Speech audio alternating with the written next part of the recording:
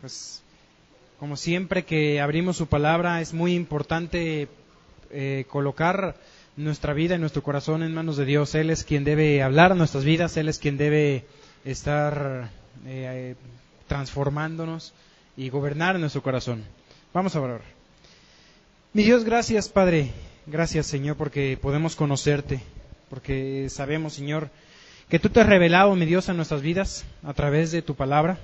Sabemos, Señor, que tú eres, Señor, quien nos ha buscado, Señor, tú nos creaste, nos buscaste y quieres que te conozcamos, Dios, porque te podemos conocer también a través de los títulos y nombres que tú has revelado de ti mismo, mi Dios, y hoy podemos seguir con este estudio. Te rogamos que nos hables, que te conozcamos y que decidamos también vivir tu vida, Señor. En el nombre de Jesús oramos. Amén.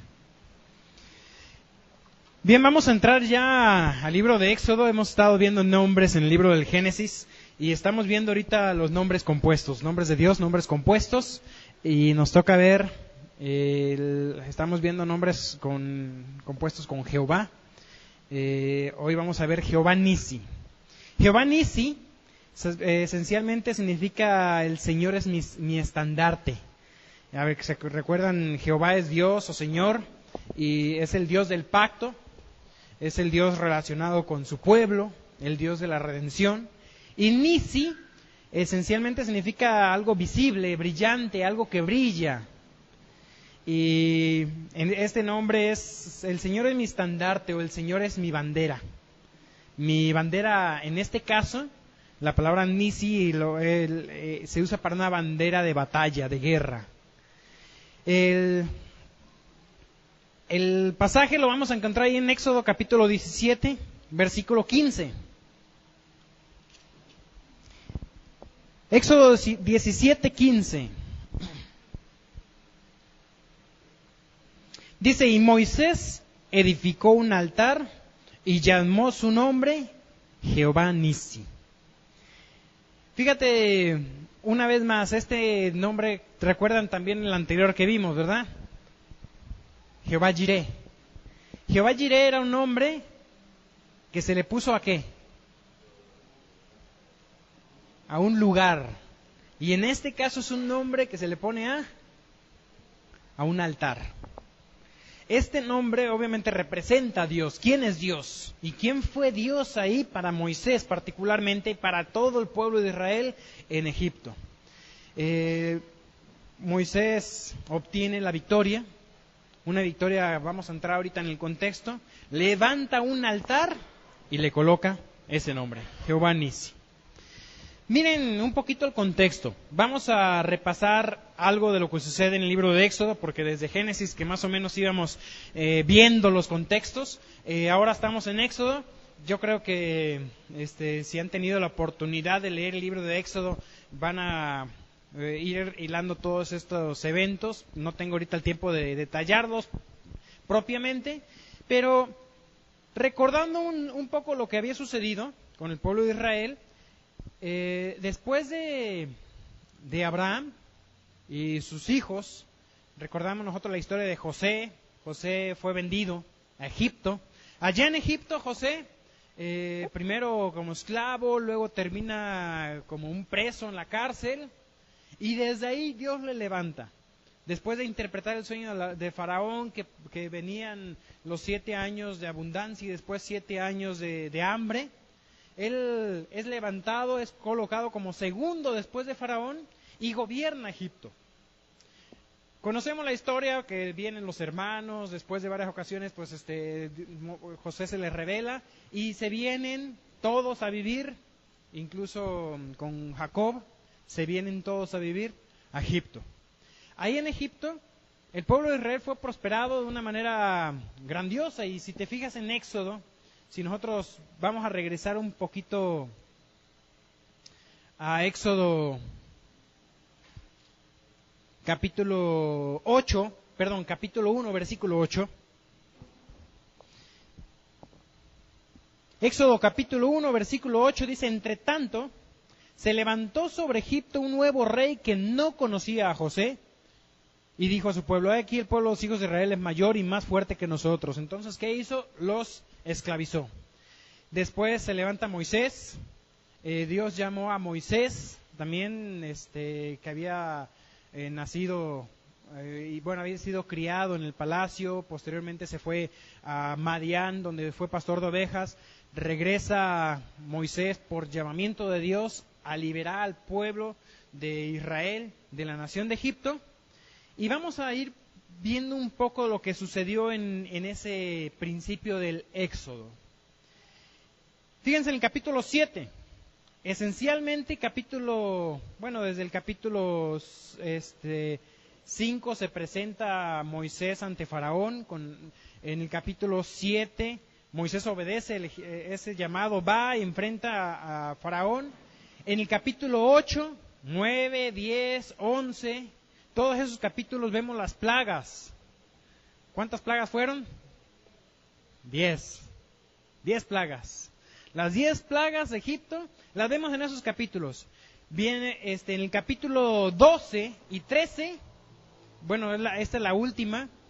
En el 12 y 13 vemos algo muy esencial en la historia del pueblo de Israel, que es la Pascua, y la historia también ahí con los primogénitos. La muerte de los primogénitos y la consagración de los primogénitos. Todo eso es la historia ahí, ¿sí? Entonces, Moisés viene, enfrenta a Faraón, el Faraón se niega a dejar salir al pueblo, repetidamente vienen plagas sobre Egipto, repetidamente Faraón se sigue endureciendo y no deja ir al pueblo de Israel, y así llegamos nosotros hasta el capítulo 14. Ya en el capítulo 14 de Éxodo, vemos aquí el cruce del Mar Rojo. Finalmente, después de la muerte de los primogénitos, decide Faraón dejarlos ir. Y salen, cruzan el Mar Rojo. El pueblo de Israel en ese momento había estado rodeado. En un momento se encontró así, antes de cruzar el Mar Rojo, pues, rodeados de montañas por la parte de atrás. Según la escritura, era un hueco entre las montañas. Un solo camino por donde venía Faraón, y al frente el mar. Estaban atrapados. Se abre el Mar Rojo, cruzan el mar, el Faraón se mete con su ejército y viene, pues se cierra el mar sobre ellos y muere el Faraón con todo su ejército.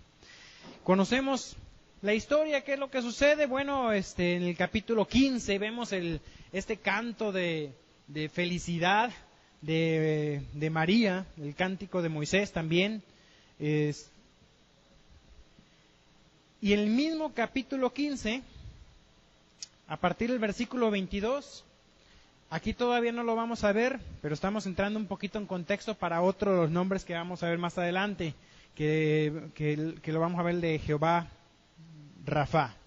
Ya lo vamos a ver un poquito más adelante. En el capítulo 15, versículo 22, fíjate cómo el pueblo de Israel estaba viendo constantemente desde Egipto las maravillas de Dios. ¿Qué vio allá? Las plagas, cómo cada una de las plagas afectaba a los egipcios, pero no a ellos. Venían las langostas sobre egipcio y comía sus cosechas, pero no a ellos. Y así cada una de las plagas.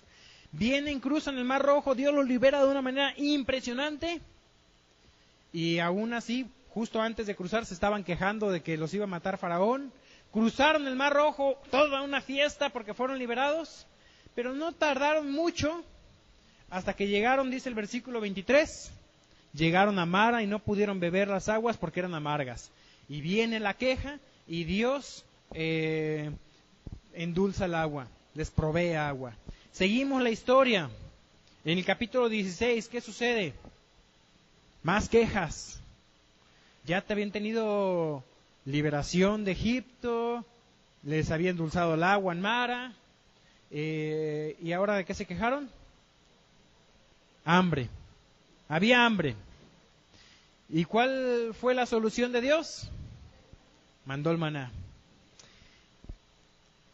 Capítulo 17. La siguiente queja del pueblo, ¿cuál fue? Fíjate, 17:3.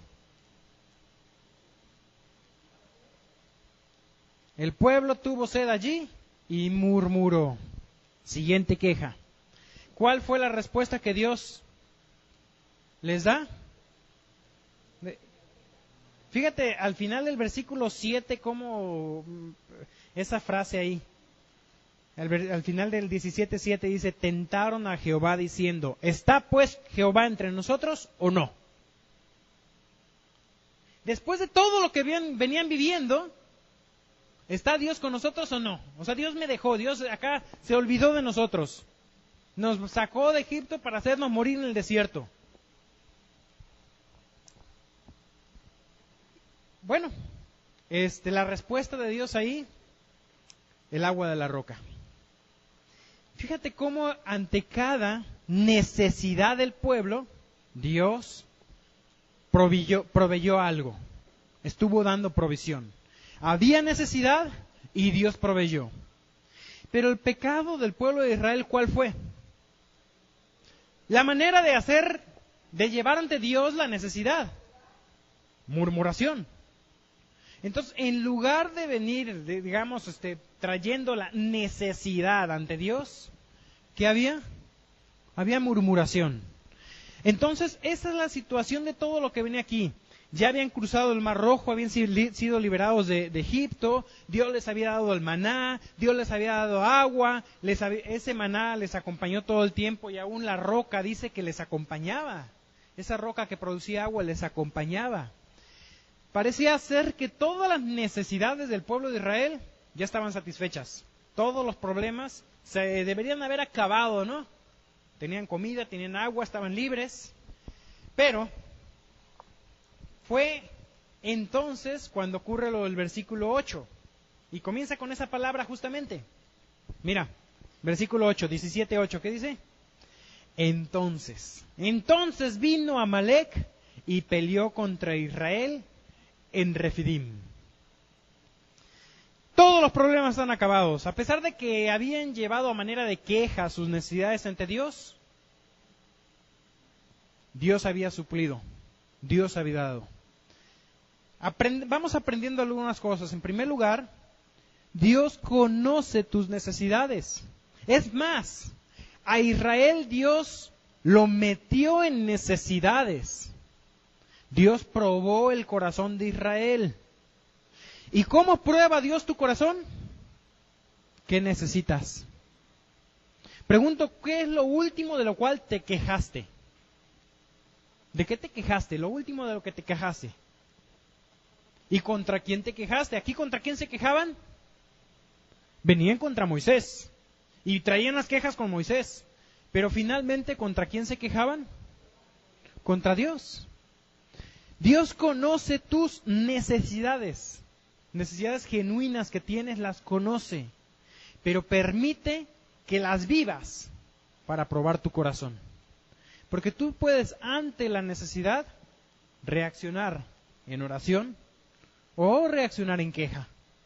Y eso es lo que estaba sucediendo aquí. Aún así, Dios, a pesar de las quejas, proveyó necesidades.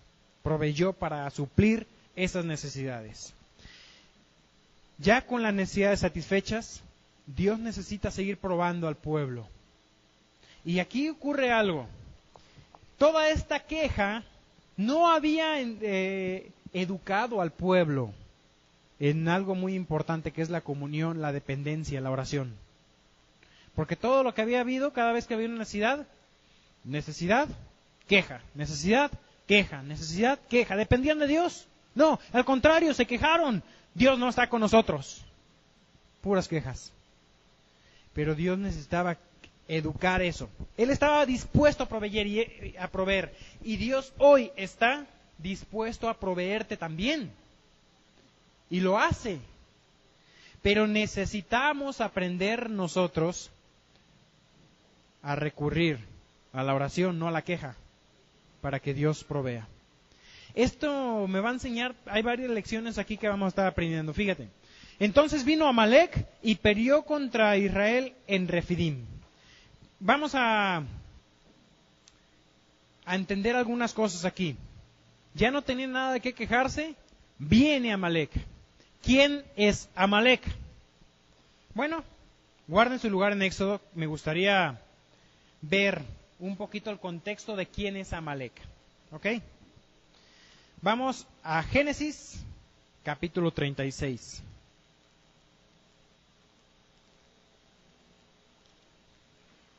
¿Quién es Amalek?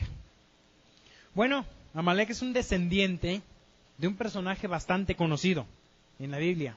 ¿Y conocido por qué? Génesis 36, vamos a ver aquí.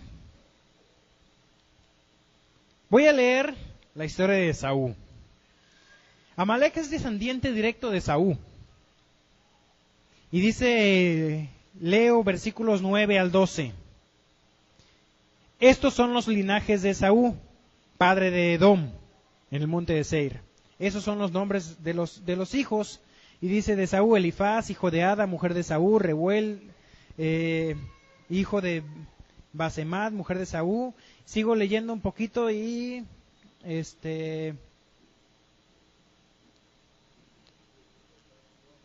en el 12, Timna fue concubina de Elifaz, hijo de Esaú, que ella le dio luz. Ella le dio luz a Amalek. Entonces aquí aparece Amalek. Amalek es el padre de esta nación, de los amalecitas. ¿Por qué conocemos a Esaú? ¿Qué recuerda uno de Esaú? Mencionaron, perdió su primogenitura, pero la perdió ¿por qué? Porque la vendió. Menospreció su primogenitura. Hebreos capítulo 12, versículo 16, lo cito, dice, no sea que haya algún fornicario o profano como Esaú, que por una sola comida, ¿qué hizo? Vendió su primogenitura. Entonces, Esaú es tipo ¿de quién? De un hombre que desprecia, ¿qué cosa? Lo espiritual. Aquí dice un fornicario, un profano. ¿Qué es algo profano? Alguien que desprecia lo espiritual. Esaú representa al hombre, aún al cristiano carnal, al cristiano que desprecia lo espiritual, aquel que por algo que trae un placer momentáneo, satisface una necesidad temporal, está dispuesto a vender lo eterno. ¿Cómo sería un cristiano así? Un cristiano profano, un cristiano que menosprecia lo espiritual. ¿Cuántas veces no has tú, no he yo, despreciado algo eterno, despreciado algo de valor eterno por un placer momentáneo, por un placer temporal, por algo que quiero ya y lo quiero ahorita? Muchas veces lo hacemos. Y despreciamos lo eterno, a veces perdemos coronas, perdemos oportunidades de servicio a Dios, despreciamos cosas como la santidad, como la comunión con Dios, por algo que me da placer ya y ahora. Eso fue justamente lo que le pasó a Esaú. Él tenía la primogenitura, que la primogenitura, más que decir soy el heredero, era un privilegio espiritual, venían las bendiciones, la promesa abrámica, vendía de ser por quien vendría el Mesías.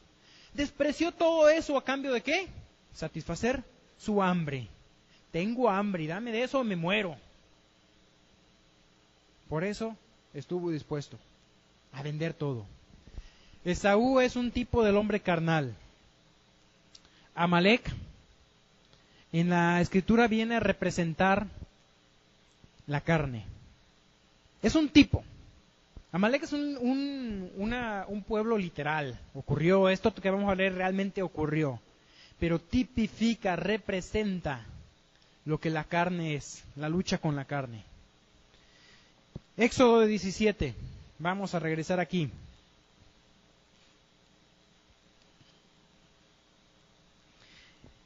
Voy a leer del 8 al 13.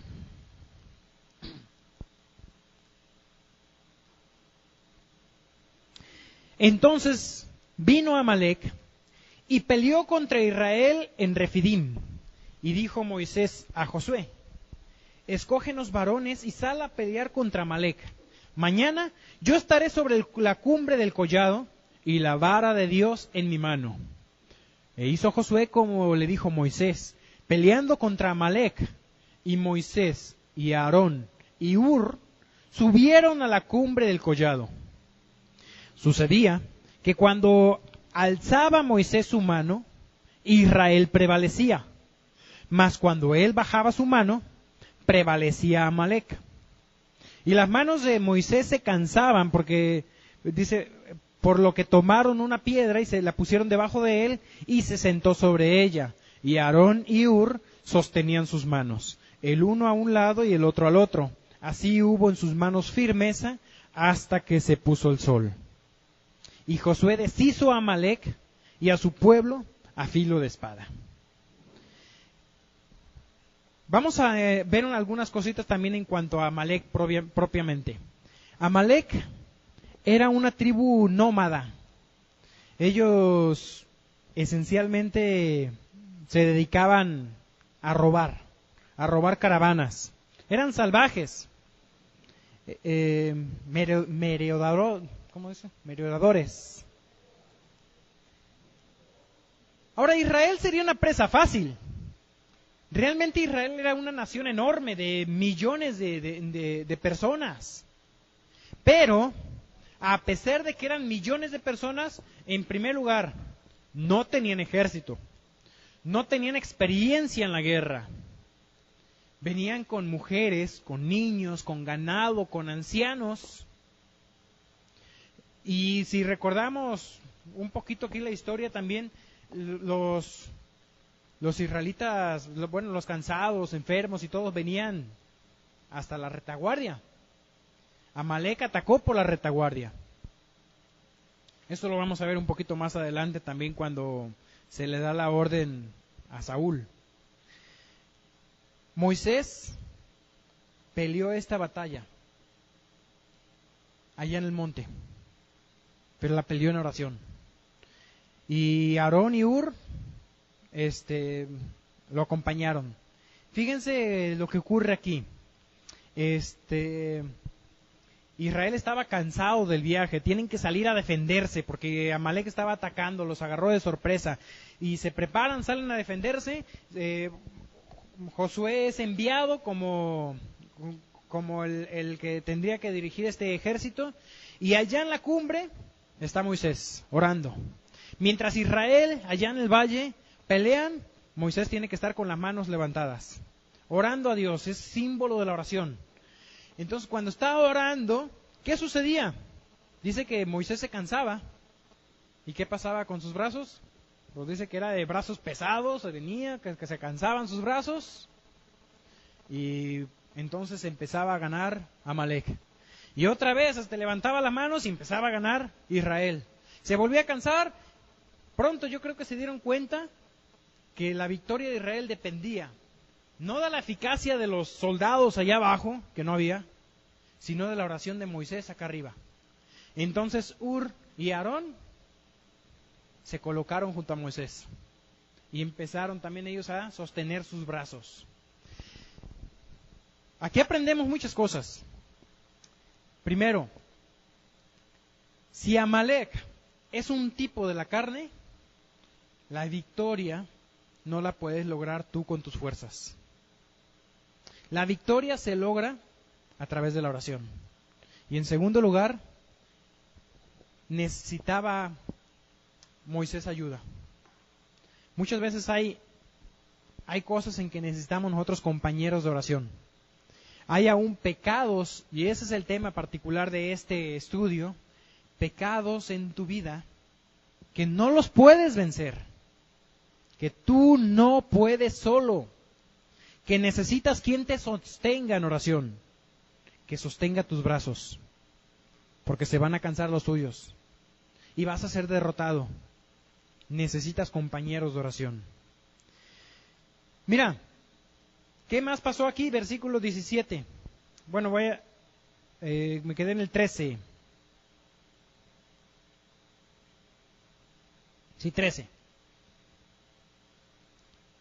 Versículo 14, y Jehová dijo a Moisés, escribe esto para memoria en un libro, y di a Josué que raeré del todo la memoria de Amalec de debajo del cielo. Entonces, Josué obtiene la victoria. Y para Israel en ese momento podría ser que en la carne, ¿quién era el héroe? Josué. Josué fue el director, el capitán del ejército que llevó a Israel y que venció a los amalecitas con su liderazgo. Moisés estaba allá en el monte, sin hacer nada, a ojos del pueblo. Y era Josué el capitán. Era Josué el que obtuvo la victoria. Y podría, como el pueblo de Israel hacía, ¿qué hubiese hecho el pueblo de Israel? Levantarle un monumento ¿a quién? A Josué. Sin embargo, no fue así. Josué podría haber sido el héroe. El pueblo podría haberle levantado una estatua. Pero Josué honró a Dios. Y en eso vino, obviamente está implícito aquí en la escritura como la sujeción de Josué a Moisés. Y versículo 15 dice, y Moisés edificó un altar y llamó su nombre Jehová Nisi. Y dijo, por cuanto la mano de Amalec se levantó contra el trono de Jehová, Jehová tendrá guerra con Amalec de generación en generación. Jehová Nisi, Jehová es mi estandarte, Jehová es mi bandera. Es una bandera de guerra, es una bandera, un estandarte que trae la victoria. Y justamente viene por una victoria contra un pueblo que es Amalec, que representa básicamente la lucha contra la carne. Ahora, vemos nosotros aquí que no habían terminado contra Amalec. No terminó Amalec aquí, en el versículo 16 lo dice, tendré guerra con Amalec de generación en generación. Jehová Nisi me recuerda que la victoria depende de las fuerzas de Dios. Ahora, muchos quisiéramos quizás que una vez que yo recibo a Cristo, mi carne desapareciera, ¿no? Que ya no estuviera esta lucha en mi vida, en mi carne. Y recordamos nosotros también al mismo Pablo diciendo, tengo una lucha en mi carne. Porque muchas veces yo no hago lo que quiero, sino lo que no quiero, eso hago. Y termina diciendo, ¿quién me librará de este cuerpo de muerte? Creo que ese pasaje también lo tocó Goyo la semana pasada, ¿verdad? El de... Ajá. Y es... ¿Cuál era? No está en Santiago, porque es Pablo. Pero bueno, Pablo está hablando de esa lucha que hay en su propia carne. La lucha está. Y aún cuando Cristo entra en mi vida, eso marca la primera victoria, básicamente, sobre lo que es la carne. Marca, porque en Cristo soy vencedor, marca y coloca la base de la victoria. Cristo es, para mí, Jehová Nisi. Cristo es mi bandera de batalla, y en Él tengo la victoria. Pero, dice aquí, Jehová tendrá guerra con Amalec, de generación en generación. De la misma manera, aunque Cristo ha entrado en mi vida y en mi corazón, hermanos, sigo siendo ser humano, pecador, redimido, pero pecador. Y sigo teniendo esa lucha con la carne. Sigo fallándole a Dios. Para ello, este nombre me puede sostener. Jehová Nisi. Mi estandarte de batalla. Mi estandarte de victoria. ¿Tienes luchas con la carne? Jehová Nisi es tu victoria. Cristo, por medio de Él soy más que vencedor. Y me recuerda, el medio para alcanzar la victoria, ¿cuál es? La oración. No es a través de tus fuerzas, no es a través de lo que se puede hacer en el campo de batalla humano, porque no tenemos lucha contra carne o sangre, sino contra principados, contra potestados, contra huestes espirituales de maldad en las regiones celestes. Tenemos una lucha espiritual. Jehová Nisi es mi victoria. La oración es mi medio de victoria. Y si no puedo solo, ¿qué necesito? Me gustaría preguntar, que te hagas esta pregunta. ¿Quién es tu compañero de oración? Tu compañero de batalla en oración. Aquel que No nada más decir, sí, oré por ti. Sino que realmente cuando tienes una victoria, cuando tienes una derrota, cuando tienes una tentación, puedes acudir. Llamar por teléfono y decir, ¿sabes qué, hermano? Tengo este problema ahorita, necesito que me apoyes en oración. ¿Tienes gente que ora por ti? Yo recuerdo una vez un amigo mío, Rubén Fonseca, se acerca conmigo un día y me dice, ayer a tal hora sentí en mi corazón una necesidad muy grande de orar por ti. ¿Estás bien? Pues sí. Y justamente ese día, en esa hora, yo necesitaba su oración. ¿Cómo fue? Yo no creo en la adivinación y cosas así, pero el mismo espíritu que está en mí está en él. No sé si alguna vez te ha pasado que tú sientes la necesidad de orar por alguien. Ora. Porque el mismo Espíritu Santo que está en ti, que está en mí, está en la persona que quieres orar, si es hermano en Cristo, te puede comunicar. No estoy hablando yo de cosas extrañas. Dios puede hablarme así. Hablábamos ayer con la reunión de matrimonios sobre la oración. Y muchas veces hay gente que me dice que yo no sé orar.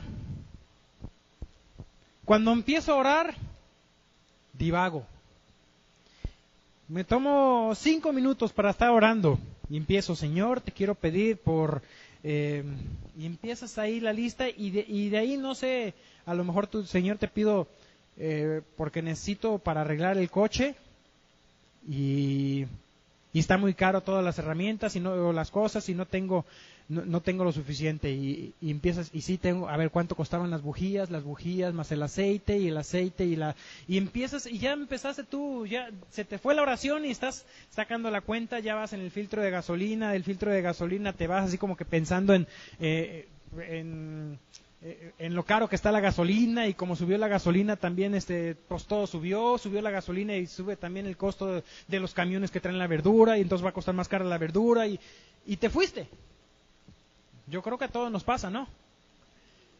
Ahora, ¿nunca has estado platicando con un amigo que tú dices, vamos a platicar este tema? Y comienzan platicando ese tema. ¿Es rígida la plática con tu amigo que decís solo ese tema y no podemos salirnos? Si es un amigo íntimo, un amigo con confianza. ¿Qué dirige la plática? ¿Cuáles son las reglas que se colocan para la plática? No, la plática brinca de un país a otro, no, de un continente a otro. De pronto estaban platicando, no sé, de la familia y terminaron platicando de cómo cazar pingüinos en el África. Así son las pláticas con un amigo. Mira, en la oración es una plática con Dios, tu amigo. Dios es tu amigo. Y muchas veces es verdad que tu mente divaga. Pero Dios sigue oyendo. O sea, Dios sigue al tanto de eso. Primero, es verdad que tenemos que ejercitar el concentrarnos. Segundo, muchas veces Dios trae a tu mente cosas por las cuales tienes que orar, mientras divagas en la oración. Cuando empieza uno a divagar, son cosas que te preocupan, cosas que tienes ahí pendientes, que vienen a tu mente. Pues transforma tu divagación en oración. Entonces sigue la plática. Si tú divagaste, pues sigue, Señor, sí es cierto que está bien cara la verdura y sigue la plática con Dios. Muchas veces también el Espíritu Santo saca, mientras tú estás orando, saca a tu mente cosas que Él sabe que necesita orar por ellas. Vienen recuerdos, vienen preocupaciones. ¿Y qué quiere Dios que ores? Por esas cosas, justamente. Y aunque tú pienses que a lo mejor que eres un distraído, a lo mejor es el Espíritu Santo trayendo las cosas que quiere que ores. Y de pronto te recuerda un pecado. Ahora, ¿cómo puede ser posible que el Espíritu Santo me recuerde un pecado? ¿Qué no Él le tiene miedo al pecado? El Espíritu Santo, Dios, ¿Le tiene miedo al pecado? No. Le tiene odio al pecado. Eso no le impide mencionarlo. Él puede traértelo a la mente, recordártelo. Y aun cuando estás en oración, decir, ¿cómo puede ser posible que yo esté pensando esas cosas? Pues justamente, por algo te lo recuerda. Pecados que confesar. Cosas por las cuales orar. No sé si me voy explicando cómo puedes transformar tu tiempo de oración en una plática genuina con Dios. Y ahí, eso es Jehová Nissi. Ese es tu estandarte de victoria. Ahí vas a obtener victoria. Orar es hablar con Dios. Orar no es un momento apartado en la agenda de 5 minutos. Orar es algo constante. Platicábamos en la reunión también de matrimonios ayer de cómo podemos orar en cada momento mientras vas manejando. Platica con Dios, platícale del camino, del paisaje, de si te sientes cansado, de tus preocupaciones. Yo les comentaba también cómo cuando estés reparando algo y no hallo cómo arreglarlo, pues le invito a Dios a que me eche la mano. Y en oración también puedes tú estar platicando. Hay veces que hablamos solos, ¿por qué no mejor hablar con Dios? Entonces invita a Dios en cada momento de tu vida, mientras manejas, mientras haz de eso un hábito. Y esto va a traer victorias en tu vida. La guerra de Amalek no termina aquí. Hay que seguir. A mí me gustaría que analicemos 3 experiencias de Israel con Amalek. La primera ya la vimos. La primera experiencia fue cuando salieron de Egipto, con Josué. Cuando vino Israel y ataca y Josué obtiene la victoria, y levantan un altar llamado Jehová Nissi. Jehová es mi estandarte de victoria. En segundo lugar, la segunda experiencia, vamos a Números 14.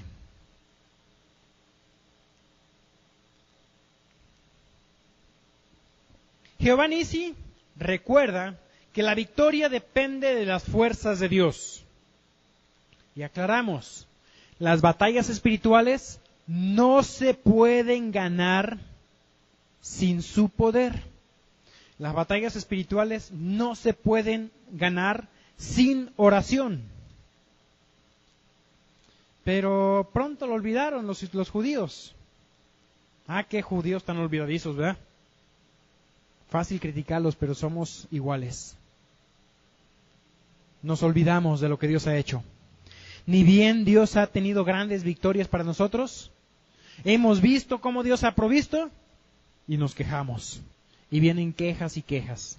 Números capítulo 14, versículo 16 hasta el 38. No lo voy a leer, es un pasaje largo, nada más voy a tener que resumir aquí qué es lo que sucede. El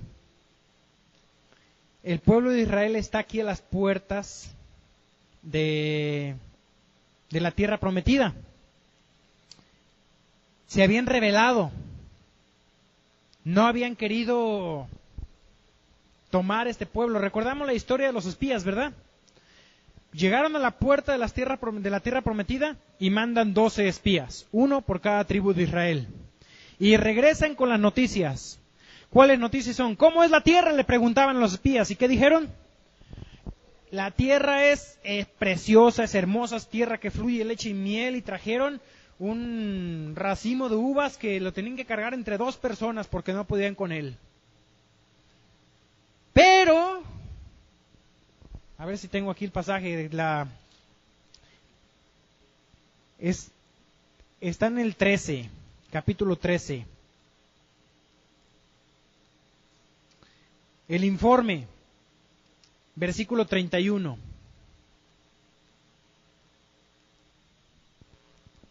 Bueno, desde un poquito antes voy a regresar. Versículo 25. Volvieron de reconocer la tierra a fin de 40 días. Dice que dieron toda la información. Versículo 27. Y les contaron diciendo: nosotros llegamos a la tierra a la cual nos enviaste, a la que ciertamente fluye leche y miel. Y este es el fruto de ella. mas el pueblo que habita en aquella tierra es fuerte, y las ciudades muy grandes y fortificadas. Y también vimos allí a los hijos de Anac. ¿Quiénes eran los hijos de Anac? Unos gigantes. Versículo 29. ¿Quién? Amalek habita en el Negev, y el Eteo, y el Jebuseo, y el Amorreo habitan en el monte. Y entonces dice, versículo 30, Caleb hizo callar al pueblo delante de Moisés y dijo, subamos luego y tomemos posesión de ella, porque más poderosos, más podemos nosotros que ellos. ¿Por qué podían más? ¿Porque eran un ejército? ¿Porque tenían entrenamiento? Porque tenían a Dios de su lado. Mas los varones que subieron con él dijeron, no podemos subir contra aquel pueblo, porque es más fuerte que nosotros. Y hablaron mal de los hijos de Israel de la tierra que había reconocido, diciendo, la tierra por donde pasamos para reconocerla es tierra que traga a sus moradores. Y todo el pueblo que vimos en medio de ella son hombres de grande estatura. También vimos allí a los gigantes hijos de Anac, raza de los gigantes, y éramos nosotros, a nuestro parecer, como langostas. Y así les parecíamos a ellos. ¿Con quién se comparaban? Con los mismos.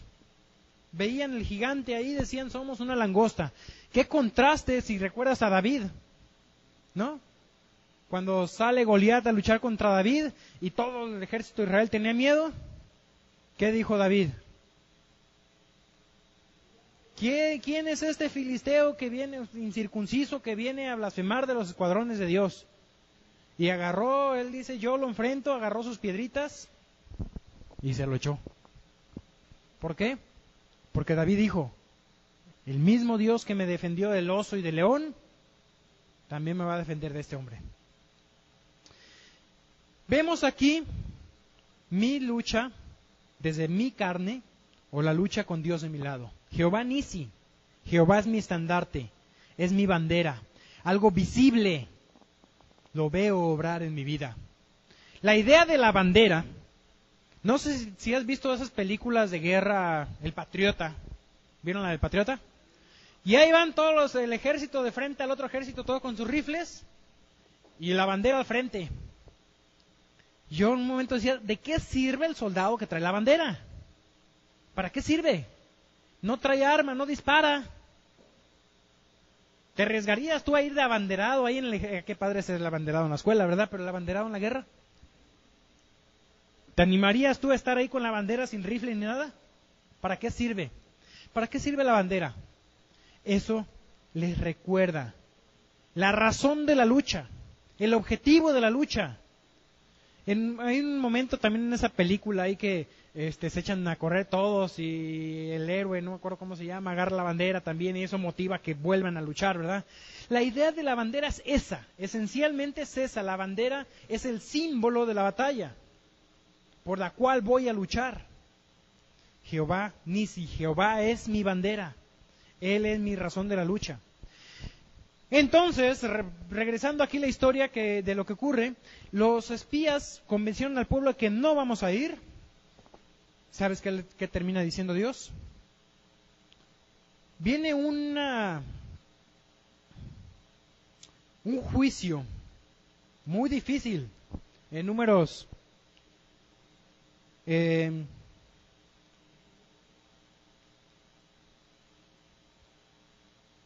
Por ejemplo, a ver, hay varios pasajes bien interesantes aquí en Números 14, pero llega después el versículo...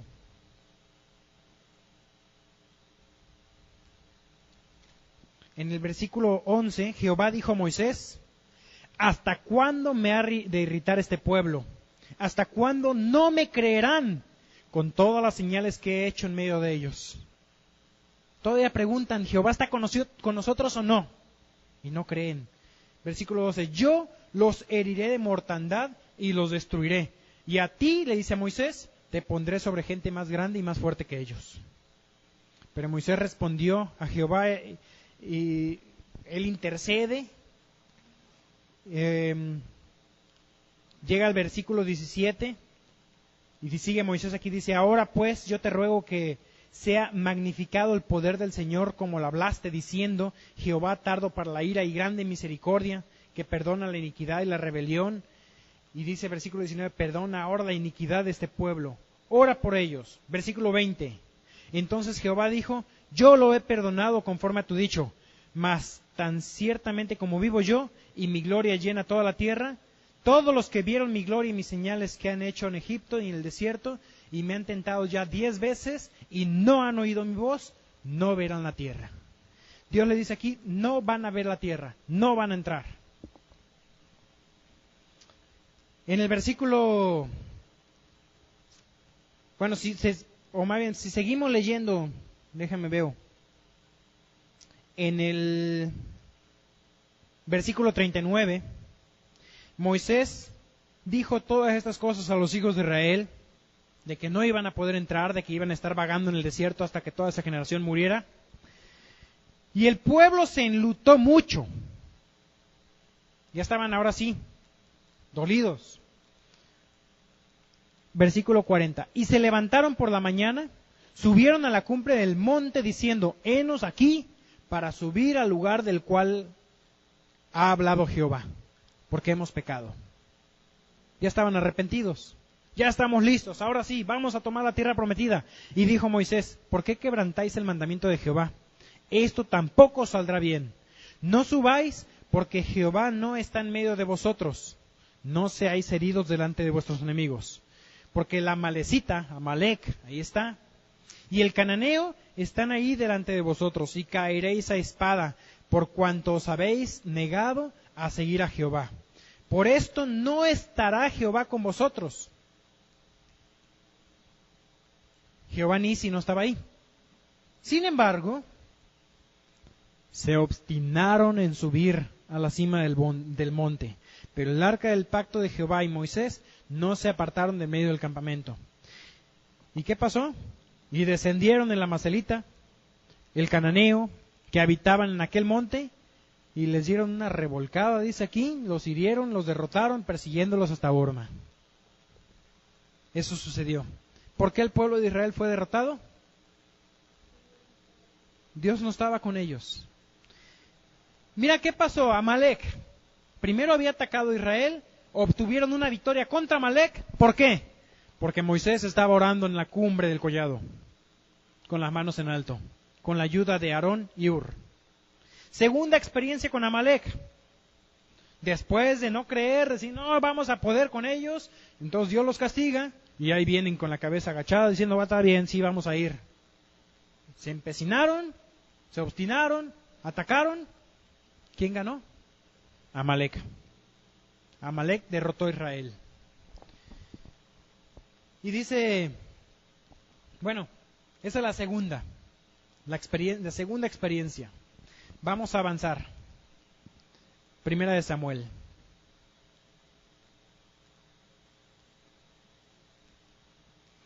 Primera de Samuel, capítulo 15.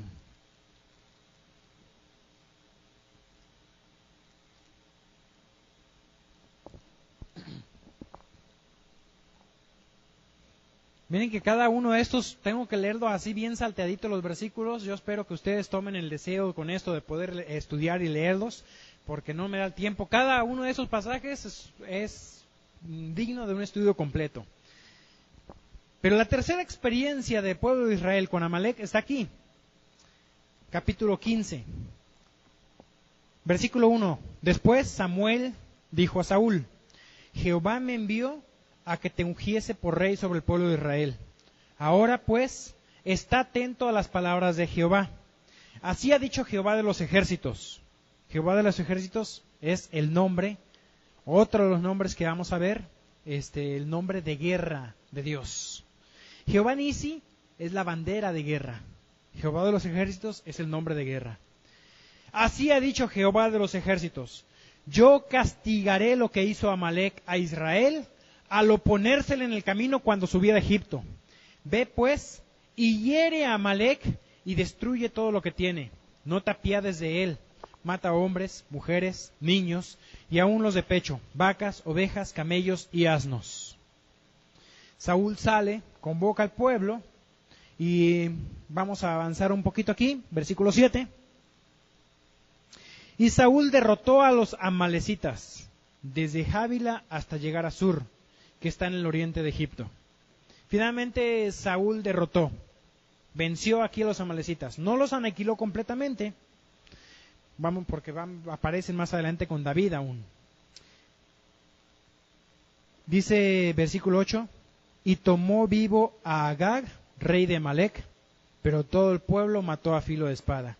Y Saúl y el pueblo perdonaron a Agag y a lo mejor de las ovejas y del ganado mayor y de los animales engordados y de los carneros y de todo lo bueno, y no lo quisieron destruir, mas todo lo que era vil y despreciable destruyeron.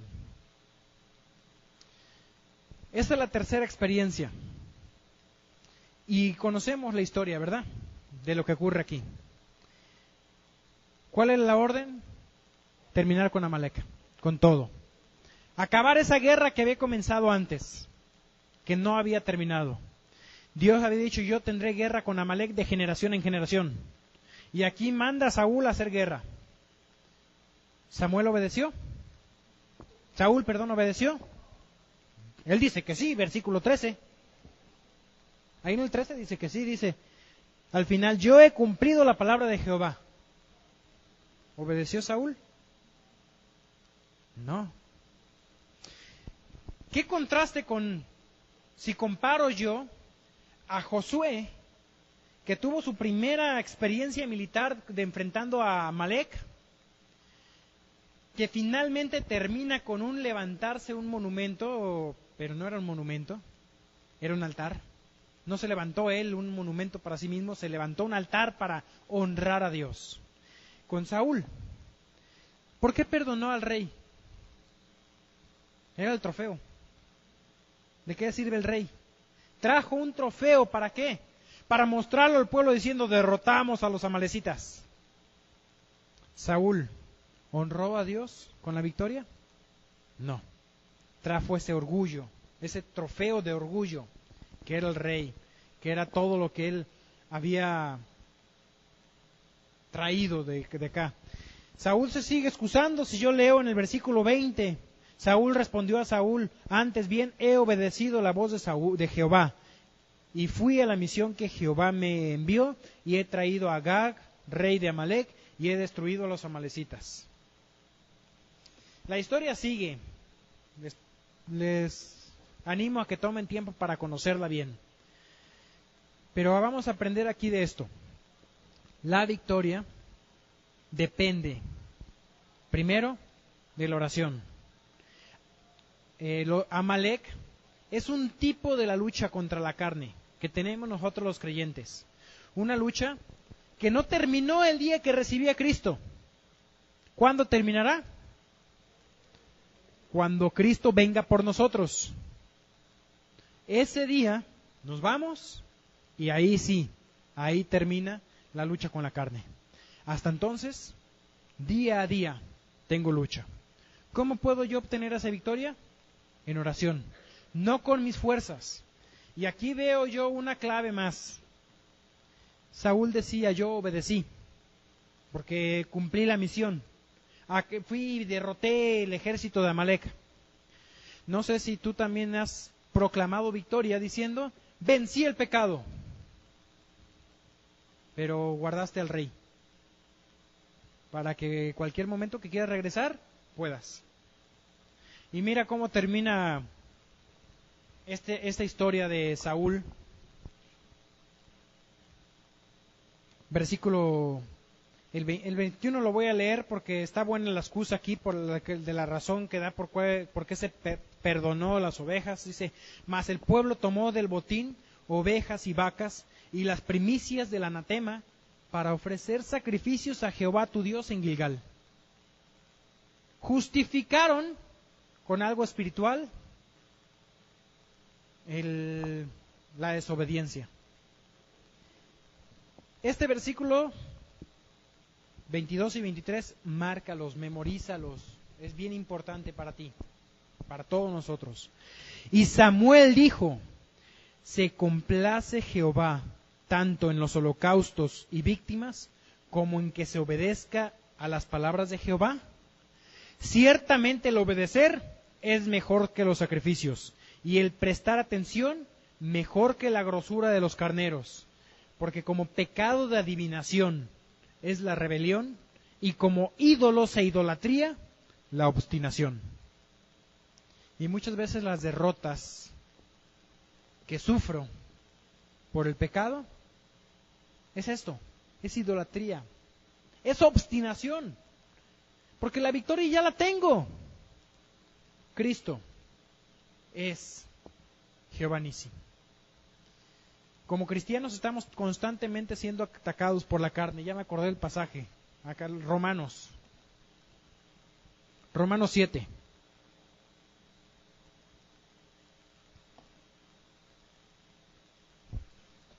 Acá lo tengo en el apunte.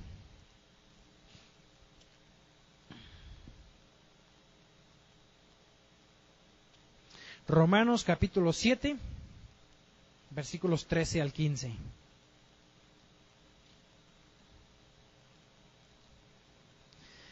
Está Pablo diciendo aquí: luego, lo que es bueno vino a ser muerte para mí a ver si estoy bien. 7:13, sí.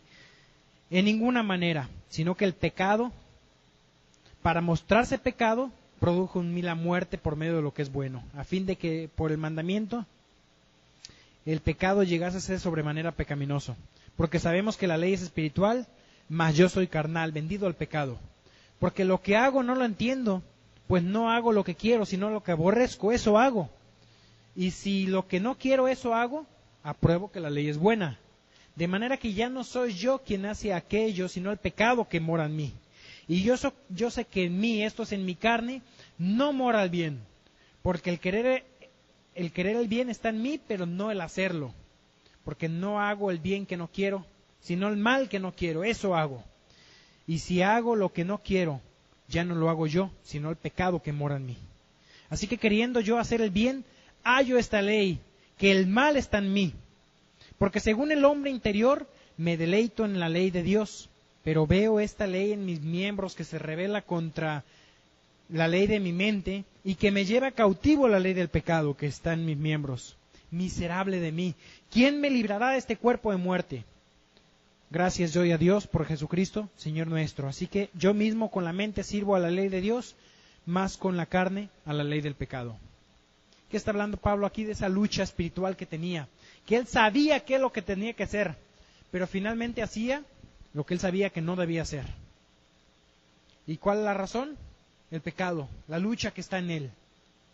Y fíjate que dice finalmente: ¿quién me librará de este cuerpo de muerte? Y luego dice: gracias doy por Jesucristo. Gracias doy a Dios por Jesucristo. En Hebreos 12 también habla de esto. Hebreos capítulo 12, versículos 1 y 2. Dice: por tanto nosotros también, teniendo en derredor nuestro tan grande nube de testigos, despojémonos de todo peso y del pecado que nos asedia, y corramos con paciencia la carrera que tenemos por delante. Puestos los ojos en Jesús, el autor y consumador de la fe, el cual por el gozo puesto delante de él, sufrió la cruz, menospreciando lo oprobio, y se sentó a la diestra del trono de Dios. Despojémonos del pecado, despojémonos de ese peso. Y la única manera de obtener victoria es dependiendo del Espíritu Santo, dependiendo de la palabra de Dios. Esto se hace a través de la oración, mirando a Cristo. Puestos los ojos, ¿en quién? En mi Jehová Nissi, en mi bandera, en mi estandarte. Cristo es Jehová Nissi. Incluso el Antiguo Testamento lo menciona.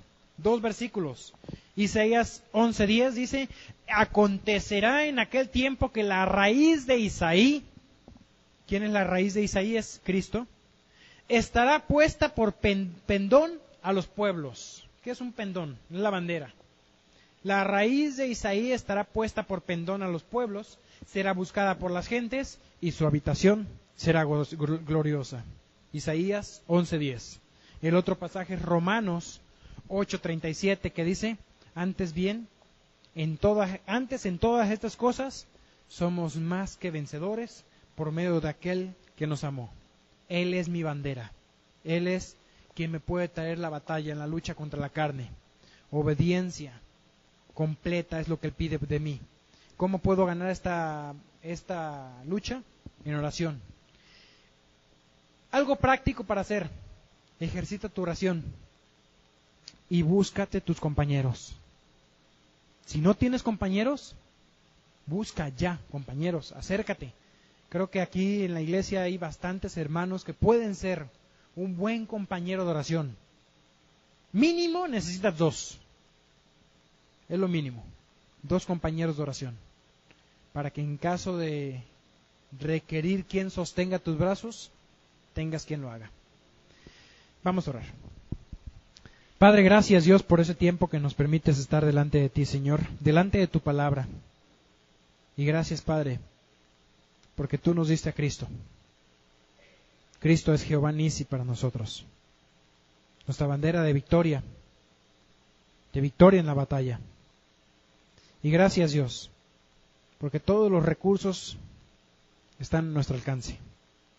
Contigo somos más que vencedores, Padre. Y gracias, Dios, porque hoy podemos gozar esa victoria. Te pedimos perdón porque constantemente hemos regresado al pecado. Y te pedimos, Señor, que nos des la fuerza, el deseo de buscarte en oración para obtener esas fuerzas, para poder vencer, para poder obedecer, para poder ser fiel. Gracias por mis hermanos presentes, porque podemos ser compañeros de batalla, porque podemos apoyarnos, exhortarnos y tanto más cuando se acerca el día de tu venida, Señor. Te damos gracias, mi Dios. Oramos en el nombre de Cristo Jesús. Amén.